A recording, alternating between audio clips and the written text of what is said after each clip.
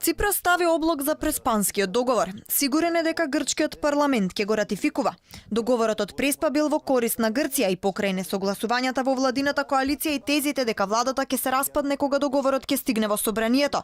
За тоа дека нема да се обезбеди мнозинство, Ципрас за Грчка Алфа вели.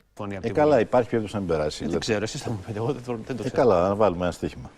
Να το βάλουμε το στοίχημα με χαρά, αν θέλετε, όχι επειδή πιστεύω ότι δεν θα περάσει, επειδή είναι ενδιαφέρον.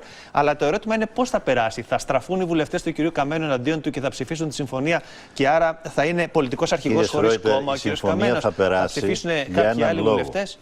Θα περάσει γιατί και ο τελευταίος πολίτης, και σέβομαι τις ευαισθησίες, τις αντιρρήσεις, τις διαφωνίες, αρχίζει και καταλαβαίνει ότι παρά τις δυσκολίες, παρά τα προβλήματα, αυτή η συμφωνία συμφέρει τη χώρα.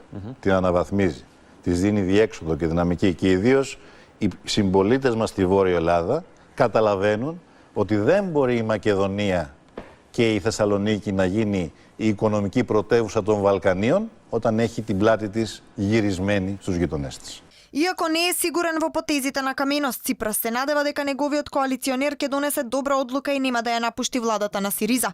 Забарањето на опозицијската Нова демократија да се одржат предвремени парламентарни избори, Ципрас вели дека неговата влада ќе го протурка мандатот до крај, а изборите ќе се одржат регуларно во октомври 2019 година.